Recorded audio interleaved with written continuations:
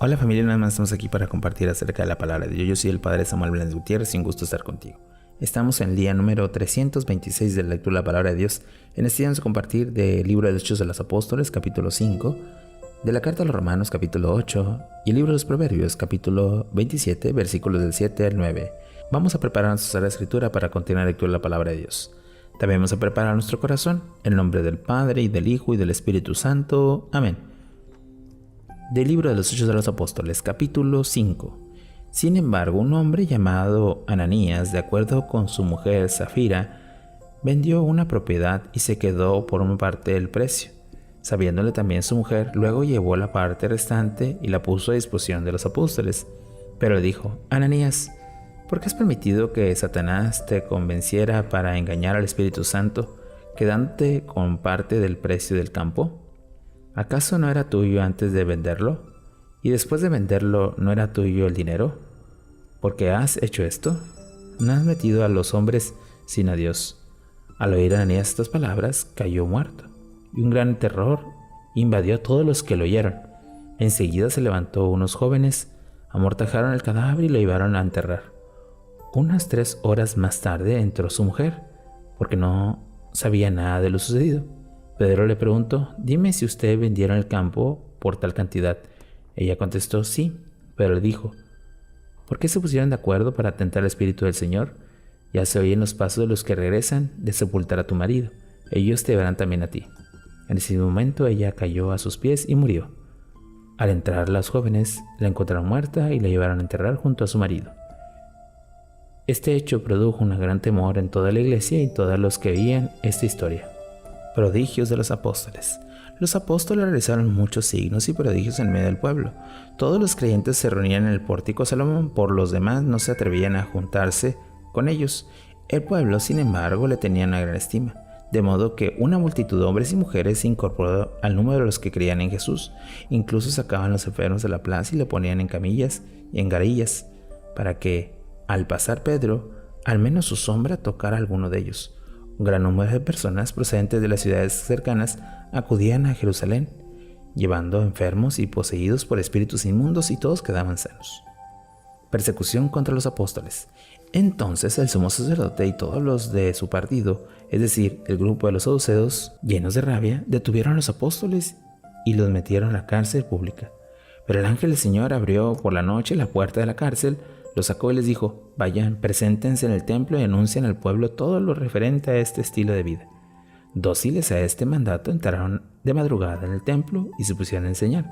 Entretanto, el sumo sacerdote y los de su partido convocaron el consejo de ancianos y a todos los ancianos de Israel, y mandaron traerlos de la cárcel. Pero al llegar allá, los guardias no lo encontraron, así que regresaron y le dieron este informe: hemos encontrado la cárcel bien cerrada y a los carceleros custodiando las puertas, pero al abrir no hemos hallado a nadie dentro. Al oír esto, el jefe de la guardia del templo y de los jefes de los sacerdotes se quedaron confundidos, pensando que había sido de ellos, hasta que alguien llegó diciendo: los hombres que metieron a la cárcel están en el templo enseñando al pueblo. Entonces el jefe de los guardias fue con sus hombres y trajeron a los apóstoles, aunque sin violencia, pues temían que el pueblo los apedreara. Le hicieron entrar para comparecieran ante el consejo de los ancianos, y el sumo sacerdote les preguntó: ¿no les prohibimos terminantemente enseñar en nombre de ese? Y sin embargo han llenado Jerusalén con sus enseñanzas y además quieren hacernos responsables de la muerte de ese hombre. Pedro y los apóstoles respondieron: hay que obedecer a Dios antes que a los hombres. El Dios de nuestros antepasados ha resucitado a Jesús, a quien ustedes mataron y colgaron de un madero. Dios los ha exaltado a su derecha como príncipe y salvador, para dar a Israel la ocasión de arrepentirse y de obtener el perdón de los pecados. Nosotros y el Espíritu Santo que Dios ha dado a los que obedecen, somos testigos de todo esto. Ellos, enfurecidos por tantas palabras, querían matarlos, pero un fariseo llamado Gamaliel, doctor de la ley y respetado por todo el pueblo, tomó la palabra en medio del consejo de los ancianos, mandó que los sacaran fuera unos momentos y dijo: israelitas, piensen bien lo que van a hacer con estos hombres, porque hace algún tiempo apareció un tal Teudas, con la pretensión de ser alguien importante, y le siguieron unos 400 hombres, pero fue ejecutado, y todos los que le seguían se dispersaron. Después de surgió Judas el Galileo en el día del censo, y arrastraron detrás de sí el pueblo, pero también él pereció, y todos sus seguidores se dispersaron. En este caso, mi consejo es que se olviden de estos hombres y los dejen en paz, porque si lo que ellos se proponen hacer es cosa de hombres, desaparecerá, pero si procede Dios, ustedes no podrán destruirlo. No corren el riesgo de luchar contra Dios. Todos aceptaron su consejo, hicieron llamar a los apóstoles, los azotaron, les prohibieron hablar en el nombre de Jesús y los soltaron. Ellos salieron de la presencia del consejo de los ancianos alegres de haber merecido tales injurias por causa de aquel nombre. El día tras día, tanto en el templo como en las casas, no cesaba de enseñar y anunciar que Jesús es el Mesías. Palabra de Dios. Te alabamos, Señor. Hemos escuchado este capítulo 5 de Hechos de los Apóstoles, donde pues es el primer momento en donde ya los discípulos pues son injuriados por anunciar la palabra. Especialmente pues se da el momento en donde ya a los judíos no les va a importar si proclaman o no, simplemente dejarán que siga el curso hasta con nuestros días. Hoy meditemos si nosotros en el proceso de nuestra vida hemos dejado que la palabra fluya en nuestro corazón y que el mensaje también llegue a otros a través de nuestras obras y palabras. Meditemos un poco la palabra de Dios.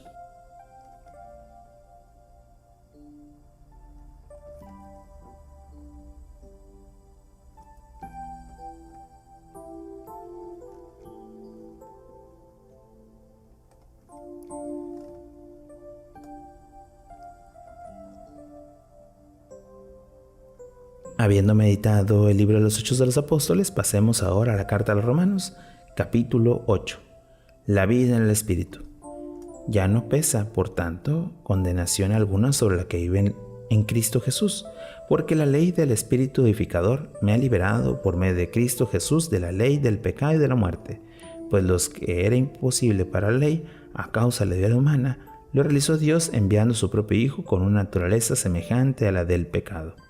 Aún más, lo hizo víctima por el pecado y condenado al pecado a través de una naturaleza mortal, para que así los que vivimos, no según nuestros desordenados apetitos, sino según el Espíritu, cumplamos los preceptos de la ley en plenitud. Porque los que viven según su apetito, a ellos subordinan sus criterios, pero los que viven según el Espíritu tienen criterios propios del Espíritu. Ahora bien, guíense por los criterios de los propios apetitos, lleva a la muerte. Guiarse por los del Espíritu conduce a la vida y a la paz. Y es que los criterios nacen de nuestros desordenados apetitos, están enfrentados a Dios, puesto que ni se someten a su ley ni pueden someterse. Así pues, los que viven entregados a sus apetitos no pueden agradar a Dios, pero ustedes no viven entregados a tales apetitos, sino que viven según el Espíritu, ya que el Espíritu de Dios habita en ustedes. Y si alguno no tiene el Espíritu de Cristo, es que no pertenece a Cristo. Ahora bien, si Cristo está en ustedes, aunque el cuerpo esté muerto a causa del pecado, el Espíritu vive por la justicia. Y si el Espíritu de Dios, que resucitó a Jesús de entre los muertos, habita en ustedes, el mismo que resucitó a Jesús de entre los muertos, hará vivir su cuerpo mortal por medio de ese Espíritu suyo que habita en ustedes. Por tanto, hermanos, estamos en deuda, pero no con nuestro apetito para vivir según ellos, porque si viven según estos apetitos, ciertamente morirán. En cambio, si mediante el Espíritu dan muerte a la obra del cuerpo, vivirán. Los que dejan guiar por el Espíritu de Dios, esos son hijos de Dios. Pues bien, ustedes no han recibido el Espíritu que los haga esclavos para caer de nuevo en el temor, sino que han recibido un Espíritu que los hace hijos adoptivos y nos permite clamar Abba, es decir, Padre. Ese mismo Espíritu se une al nuestro para juntos dar testimonio de que somos hijos de Dios. Y si somos hijos, también somos herederos, herederos de Dios y coherederos en Cristo, siempre y cuando ahora padezcamos con Él para ser luego glorificados con Él. El precio que esperamos. Entiendo, por lo demás, que los sufrimientos del tiempo presente no pueden compararse con la gloria que un día se nos manifestará, porque la creación misma espera anhelante que se manifieste los que son los hijos de Dios. Condena al fracaso, no por propia voluntad, sino por aquel que así lo dispuso. La creación vive en la esperanza de ser también ella liberada de la servidumbre de la corrupción y participar así en la gloriosa libertad de los hijos de Dios. Sabemos, en efecto, que la creación entera está gimiendo con dolores de parto hasta el presente, pero no solo ella, también nosotros los que poseemos la primicia del Espíritu, gemimos en nuestro interior suspirando para que Dios nos haga sus hijos y libere nuestro cuerpo, porque ya estamos salvados aún solo en la esperanza, y es claro que la esperanza que se ve no es propiamente esperanza, pues ¿quién espera lo que tiene ante los ojos? Pero si esperamos lo que no vemos, estamos aguardando con perseverancia. Asimismo, el Espíritu viene con ayuda de nuestra debilidad, pues nosotros no sabemos orar como es debido, y el mismo Espíritu es el que intercede por nosotros con gemidos que no puede expresar. Por su parte, Dios que examina los corazones conoce el pensar de ese Espíritu, que intercede por los que creyentes según la voluntad de Dios. Sabemos además que todo contribuye al bien de los que aman a Dios, de los que Él ha llamado según sus planes, porque a los conocidos de antemano los destinó también desde el principio a reproducir la imagen de su Hijo, llamado a ser primogénito entre muchos hermanos, y a los que desde el principio destinó también los llamó, a los que llamó también los justificó, y a quien los justificó los comunicó su gloria. El amor salvador de Dios. ¿Qué más podemos añadir? Si Dios está con nosotros, ¿quién está en contra de nosotros? El que no perdonó a su propio Hijo, antes bien lo entregó a la muerte para que nosotros, ¿cómo no va a darnos gratuitamente todo lo demás cosas juntamente con Él? ¿Quién acusará a los elegidos de Dios si Dios es el que justifica? ¿Quién será el que condena si Cristo Jesús ha muerto, más aún ha resucitado y está a la derecha de Dios intercediendo por nosotros? ¿Quién nos separará del amor de Cristo?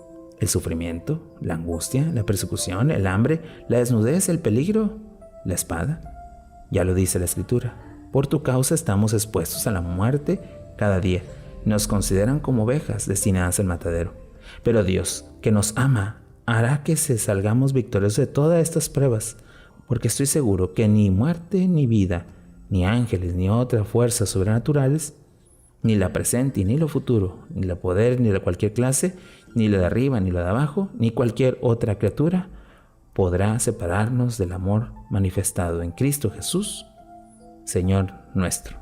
Palabra de Dios, te alabamos, Señor. Hemos escuchado este capítulo 8, donde podemos verlo como una forma de conocer el amor de Dios, especialmente cómo se justifica para poder entender ese amor. Pidámosle al Señor que podamos comprenderla y llevarla a nuestra vida. Meditemos un poco la palabra de Dios.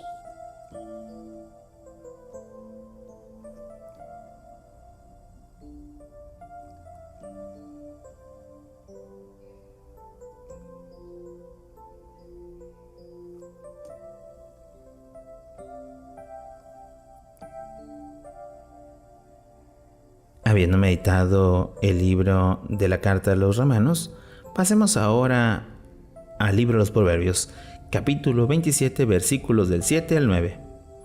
El que está harto pisotea el panal de miel, pero el hambriento hasta lo amargo es dulce.